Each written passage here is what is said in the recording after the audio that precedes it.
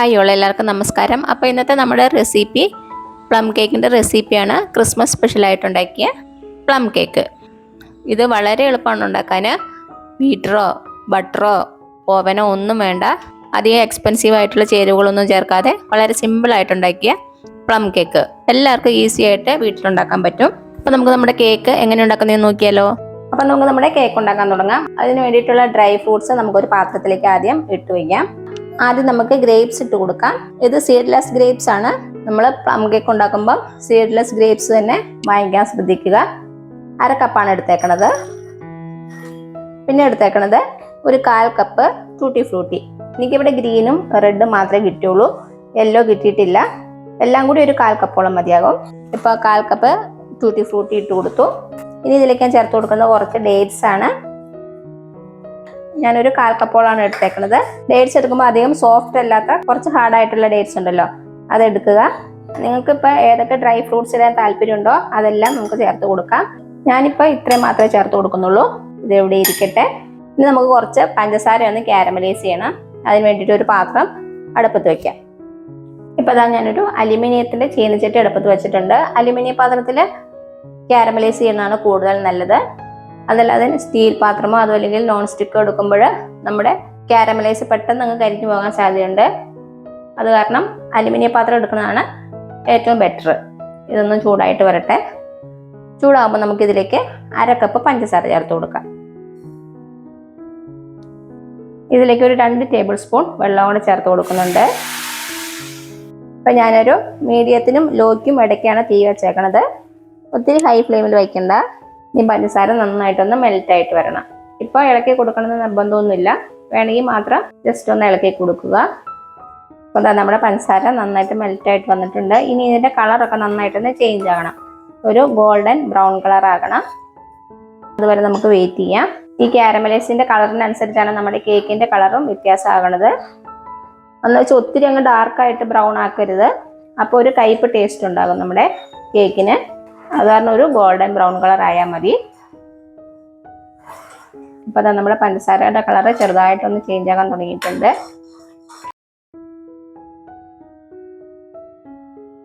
കളറൊരു golden colour ആകുമ്പോൾ തീ കുറച്ച് വയ്ക്കുക. തീ കുറച്ച് വെച്ചിട്ട് ഇത് നന്നായിട്ടൊന്ന് കളർ ചേഞ്ച് ആകുന്നവരെ ഇളക്കി കൊടുക്കാം. അതാ ഈ ഒരു കളറായിട്ടുണ്ട്. കുറച്ചുകൂടി ഒരു കളർ ചേഞ്ച് ആകണം. കരിഞ്ഞു പോകാതെ പ്രത്യേകം ശ്രദ്ധിക്കണം. ലോ ഫ്ലെയിമിൽ തന്നെ വെച്ച് കൊടുക്കുക. അപ്പോൾ അത് നന്നായിട്ടൊന്ന് പതഞ്ഞു വന്നിട്ടുണ്ട്. ഇത്രയും മതി. കളറൊക്കെ നന്നായിട്ട് ചേഞ്ച് ആയിട്ടുണ്ട്. അതിലൊരു ഗോൾഡൻ ബ്രൗൺ കളർ ആയിട്ടുണ്ട്. ഇനി ഈ സമയത്ത് നമുക്ക് ഇതിലേക്ക് 1 കപ്പ് വെള്ളം ചേർത്ത് കൊടുക്കാം. കുറച്ച് നീങ്ങി നിന്ന് വേണം ഒഴിച്ചു കൊടുക്കാൻ വേണ്ടിയിട്ട്. കുറേശ്ശായിട്ട് ഒഴിച്ചു കൊടുക്കുക. കുറച്ചൊന്ന് പൊന്തി വരും.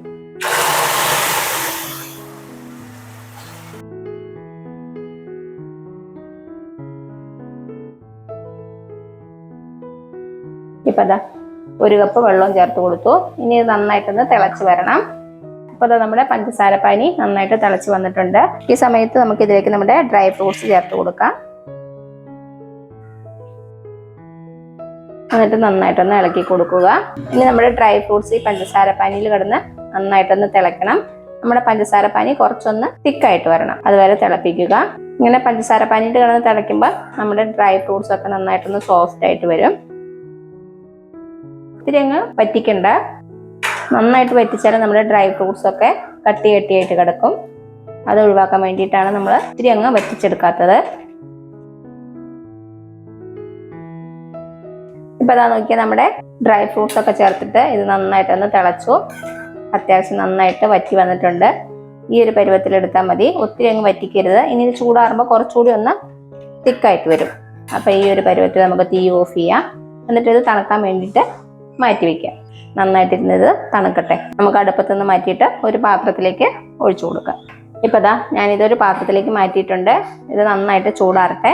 അതുവരെ നമുക്കൊന്ന് വെയിറ്റ് ചെയ്യാം. അപ്പോൾ ഇതാ ഇതിൻ്റെ ചൂടാറുന്ന സമയം കൊണ്ട് നമുക്ക് കുറച്ച് പഞ്ചസാരയൊക്കെ ഒന്ന് പൊടിച്ച് വെക്കാം. അതിന് വേണ്ടിയിട്ടൊരു മിക്സി ബൗൾ എടുക്കുക. അതിലേക്ക് നമുക്ക് 1/2 കപ്പ് പഞ്ചസാര ചേർത്ത് കൊടുക്കാം. മിക്സി ബൗളൊക്കെ നന്നായിട്ട് തുടച്ചെടുക്കുക. വെള്ളമയം ഒന്നും കാണരുത്. ഇനി ഇതിലേക്ക് ഞാൻ ചേർത്ത് കൊടുക്കുന്നത് കുറച്ച് ഗ്രാമ്പുവാണ്. ഒരു 10 എണ്ണം ഉണ്ടാകും. അതും കൂടെ നമുക്ക് നമ്മുടെ പഞ്ചസാരയിലേക്ക് ഇട്ട് കൊടുത്തിട്ട് ഇത് നന്നായിട്ടൊന്ന് ഫൈനായിട്ടൊന്ന് പൊടിച്ചെടുക്കണം. അപ്പം ഞാനിതൊന്ന് പൊടിച്ചെടുത്തിട്ട് വരാം. നമ്മുടെ പഞ്ചസാര പൊടിച്ചെടുത്ത് വന്നിട്ടുണ്ട്. ഗ്രാമ്പും പഞ്ചസാരയും കൂടെ നന്നായിട്ട് മിക്സ് ആയിട്ട് വന്നിട്ടുണ്ട്. ഗ്രാമ്പും നന്നായിട്ട് പൊടിയണം. ഇത് ഇവിടെ ഇരിക്കട്ടെ, നമുക്ക് മാറ്റി വെക്കാം. ഇനി നമുക്ക് അടുത്ത ചെയ്യേണ്ടത് നമ്മുടെ ഡ്രൈ ഇൻഗ്രീഡിയൻസ് ഒക്കെ ഒന്ന് റെഡിയാക്കി വെക്കാം. അതിന് വേണ്ടിയിട്ട് ഒരു ബൗൾ എടുത്തിട്ടുണ്ട്. ആ ബൗളിലേക്ക് നമുക്കൊരു അരിപ്പ വെച്ച് കൊടുക്കാം. ഇതിലേക്ക് നമുക്ക് 1 കപ്പ് മൈദ ചേർത്ത് കൊടുക്കാം. ഇപ്പം ദാ 1 കപ്പ് മൈദ ചേർത്ത് കൊടുത്തു. ഇനി ഇതിലേക്ക് നമുക്ക് ചേർത്ത് കൊടുക്കേണ്ടത് 1 ടീസ്പൂൺ ബേക്കിംഗ് പൗഡറാണ്. പിന്നെ ചേർത്ത് കൊടുക്കുന്നത് 1/4 ടീസ്പൂൺ ബേക്കിംഗ് സോഡ. പിന്നെ ഇതിലേക്ക് ഒരു 2 നുള്ളു ഉപ്പും കൂടെ ചേർത്ത് കൊടുക്കാം. ഇതെല്ലാം കൂടെ ചേർത്തിട്ട് നമുക്കിതൊരു 3 പ്രാവശ്യം അരിച്ചെടുക്കാം.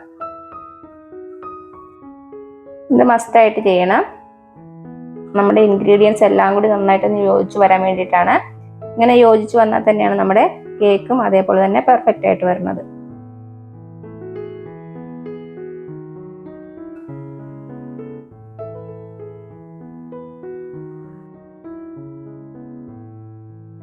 ഇപ്പൊ 2 പ്രാവശ്യം അരിച്ചെടുത്തു. ഇനി നമുക്ക് 1 പ്രാവശ്യം കൂടെ ഒന്ന് അരിച്ചെടുക്കാം.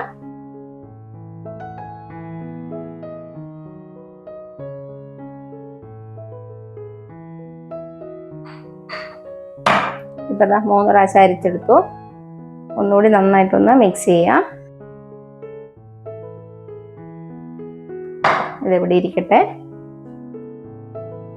ഇനി ഞാനിവിടെ എടുത്തേക്കുന്നത് കുറച്ച് കാഷ്യൂ നട്ടാണ്. ഇതിന്റെ അളവൊക്കെ നിങ്ങളുടെ ഇഷ്ടത്തിനനുസരിച്ച് എടുക്കാം. ഞാനിവിടെ ഒരു കൈപ്പിടിയോളം കാഷ്യൂ നട്ട് എടുത്തിട്ടുണ്ട്. ഇത് നമുക്ക് ജസ്റ്റ് ഒന്ന് കട്ട് ചെയ്തിട്ട് കൊടുക്കാം. കൈ കൊണ്ട് കട്ട് ചെയ്യാൻ പറ്റിയില്ലെങ്കിൽ നമ്മുടെ ഇടിക്കുന്ന സംഭവം ഉണ്ടല്ലോ, അതിൽ വെച്ചൊന്ന് ക്രഷ് ചെയ്താലും മതി.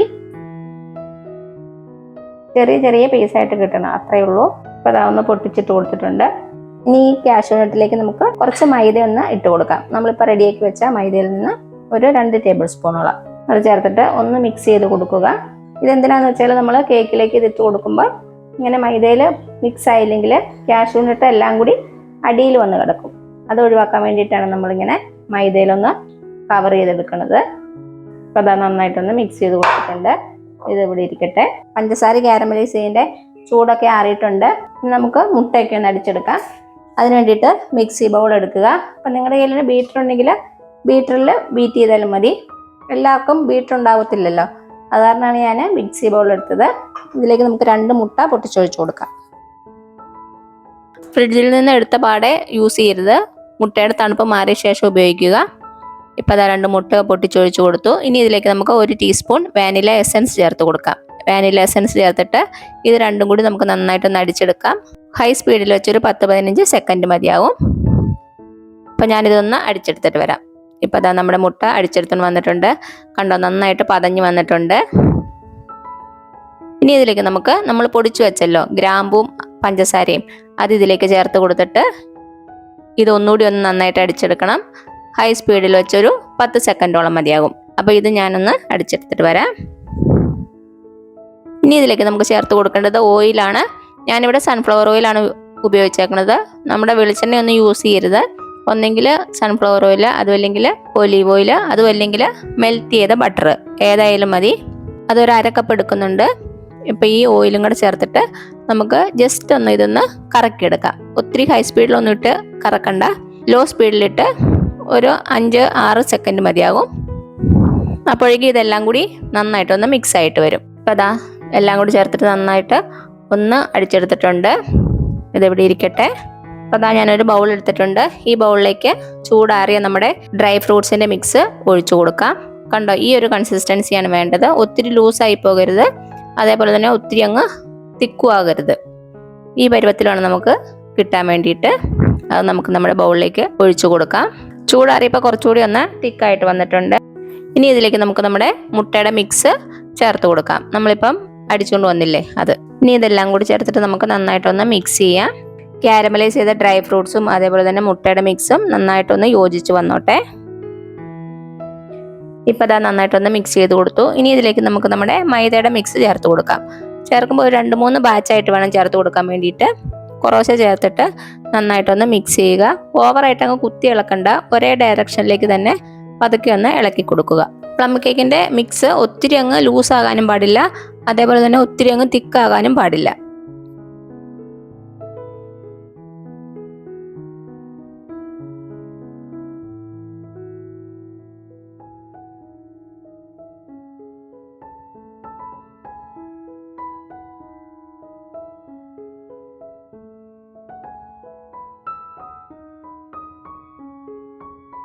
ഇപ്പോൾ അതാ ഫുള്ളായിട്ട് നമ്മുടെ മൈദയുടെ മിക്സ് ചേർത്ത് കൊടുത്തു.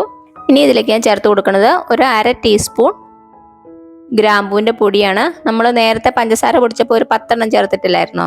അതിന് പുറമെ ഒരു 1/2 ടീസ്പൂൺ ഗ്രാമ്പൂവിൻ്റെ പൊടിയും കൂടെ ചേർക്കുന്നുണ്ട്.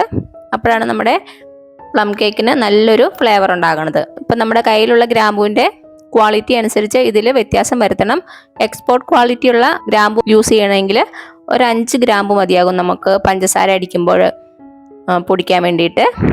അതേപോലെ തന്നെ ഈ സമയത്ത് ഒരു 1/4 ടീസ്പൂണോളം ചേർത്താലും മതി. അത് ക്വാളിറ്റി നോക്കിയിട്ട് വേണം ചേർത്ത് കൊടുക്കാൻ വേണ്ടിയിട്ട്. ഇനി ഇതിലേക്ക് നമ്മൾ റെഡിയാക്കി വെച്ച കാഷ്യൂ നട്ട് ഇല്ലേ, അതും ഇതിലേക്ക് ചേർത്ത് കൊടുത്തിട്ട് നന്നായിട്ടൊന്ന് മിക്സ് ചെയ്യാം.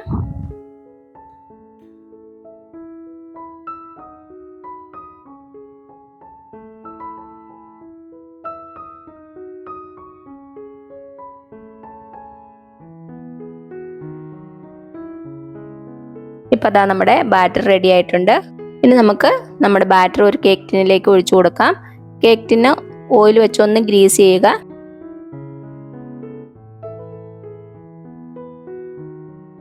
ഗ്രീസ് ചെയ്തിട്ട് ഒരു ബട്ടർ പേപ്പർ ഇതിലേക്ക് വെച്ച് കൊടുക്കുന്നുണ്ട്. ബട്ടർ പേപ്പർ വെച്ചിട്ട് വീണ്ടും ഒന്ന് ഗ്രീസ് ചെയ്യുക. ഞാൻ ഈ സൈഡിലും ബട്ടർ പേപ്പർ വയ്ക്കുന്നുണ്ട്.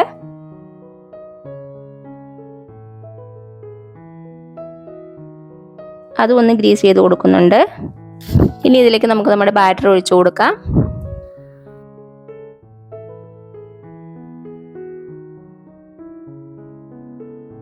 ബാറ്റർ ഒഴിച്ചു കൊടുത്തിട്ട് ഒരു ടൂത്ത് പിക്കോ മറ്റോ വെച്ച് ജസ്റ്റ് ഒന്ന് മിക്സ് ചെയ്ത് കൊടുക്കുക. എയർ ബബിൾസ് എന്തെങ്കിലും ഉണ്ടെങ്കിൽ പോകാൻ വേണ്ടിയിട്ടാണ്. അപ്പോൾ അതാ ഒന്ന് മിക്സ് ചെയ്ത് കൊടുത്തു. ഇനി നന്നായിട്ടൊന്ന് ടാപ്പ് ചെയ്യാം. നന്നായിട്ടൊന്ന് ടാപ്പ് ചെയ്ത് കൊടുത്തിട്ടുണ്ട്. ഇനി നമുക്ക് ഇതിലേക്ക് കുറച്ച് കാഷ്യൂ നട്ടും അതേപോലെ തന്നെ ഗ്രേപ്സും വെച്ച് ഒന്ന് ഡെക്കറേറ്റ് ചെയ്യാം. ഇതിൻ്റെ അളവൊക്കെ നിങ്ങളുടെ ഇഷ്ടത്തിനനുസരിച്ച് മാറ്റം വരുത്തുക. ഇനി നമുക്കിത് ബേക്ക് ചെയ്തെടുക്കണം. ഞാനിവിടെ ഒരു അലുമിനിയം പാത്രത്തിലാണ് ബേക്ക് ചെയ്യണത്. നിങ്ങളുടെ കയ്യിൽ വലിയ കുക്കറോ അതും അല്ലെങ്കിൽ വലിയ നോൺ സ്റ്റിക്കിൻ്റെ പാത്രം ഏതായാലും മതി. അടി കട്ടി ഉണ്ടായിരിക്കണം, അത് പ്രത്യേകം ശ്രദ്ധിക്കണം. നല്ല അടികട്ടിയുള്ള പാത്രത്തിൽ വേണം നമുക്ക് ബേക്ക് ചെയ്യാൻ വേണ്ടിയിട്ട്. അതൊരു 10 മിനിറ്റ് മുമ്പ് മീഡിയം ഫ്ലെയിമിൽ പ്രീ ഹീറ്റ് ചെയ്യാൻ വേണ്ടി വെച്ചിട്ടുണ്ടായിരുന്നു. ഇപ്പോൾ 10 മിനിറ്റ് ആയിട്ടുണ്ട്. നമ്മുടെ പാത്രം നന്നായിട്ട് ചൂടായിട്ടുണ്ട്. പാത്രത്തിൻ്റെ അകത്തൊരു റിങ്ങും വച്ചിട്ടുണ്ട്. ഈ റിങ്ങിൻ്റെ മുകളിൽ വേറെ ഒരു അടപ്പ് വയ്ക്കുന്നുണ്ട്. അതിൻ്റെ മുകളിലാണ് നമ്മൾ കേക്കിൻ്റെ ടിന്ന് വെച്ച് കൊടുക്കുന്നത്. എന്നിട്ട് ഇനി ഇത് ബേക്ക് ചെയ്തെടുക്കാം. തീ ഒരു മീഡിയം ഫ്ലെയിമിലാണ് വെച്ചേക്കുന്നത്. ഒരു 50 മിനിറ്റ് നമുക്ക് മീഡിയം ഫ്ലെയിമിൽ ബേക്ക് ചെയ്യാം.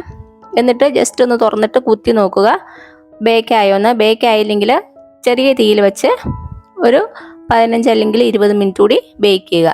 നമ്മുടെ കേക്ക് ബേക്ക് ആകുമ്പോൾ നല്ലൊരു സ്മെല്ല് വരും, അതൊന്ന് ശ്രദ്ധിച്ചോണം. ഇത് നന്നായിട്ടൊന്ന് ബേക്ക് ആയിട്ട് വരട്ടെ. ഇപ്പം അതാ 1 മണിക്കൂർ കഴിഞ്ഞിട്ടുണ്ട്. ഞാൻ 3/4 മണിക്കൂർ കഴിഞ്ഞപ്പോൾ ഒന്ന് തുറന്ന് കുത്തി നോക്കി, അപ്പോൾ ബേക്ക് ആയിട്ടുണ്ടായിരുന്നില്ല. ഇപ്പോൾ ഒരു 20 മിനിറ്റോളം ഞാൻ ലോ ഫ്ലെയിമിൽ വീണ്ടും അടച്ചു വെച്ച് കൊടുത്തു. ഇനി നമുക്കിത് തുറന്ന് ചെക്ക് ചെയ്ത് നോക്കാം. നമ്മുടെ ഓരോരുത്തരുടെ ഗ്യാസിൻ്റെ ഫ്ലെയിമിനനുസരിച്ച് കേക്ക് ബേക്ക് ആകുന്ന സമയത്തിൽ വ്യത്യാസം വരും. ഒരു 3/4 മണിക്കൂർ മീഡിയം ഫ്ലെയിമിലും അത് കഴിഞ്ഞിട്ടുള്ള ബേക്കിംഗ് ഫുള്ള് ലോ ഫ്ലെയിമിലും വച്ചാൽ മതി. ഒരു ടൂത്ത് പിക്കോ മറ്റോ വെച്ചൊന്ന് ചെക്ക് ചെയ്ത് നോക്കുക. കണ്ടോ, ഇതിലൊന്നും പറ്റി പിടിച്ചിട്ടില്ല. കേക്ക് ബേക്ക് ആയിട്ടുണ്ട്. ഇത്രയും മതി. ഇനി നമുക്ക് വെളിയിലെടുത്ത് വെക്കാം. വെളിയിലെടുത്ത് വെച്ചിട്ട് നന്നായിട്ട് ചൂടാറിയിട്ട് വേണം നമുക്കിത് ഡീമോൾഡ് ചെയ്യാൻ വേണ്ടിയിട്ട്.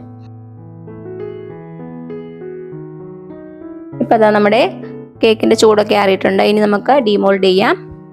ഒരു കത്തി വെച്ച് കേക്ക് ടിന്നിൻ്റെ സൈഡിൽ കൂടെ ഒന്ന് ഓടിച്ചു വിടുക. എന്നിട്ട് ഇതൊരു പാത്രത്തിലേക്ക് നമുക്ക് മാറ്റാം.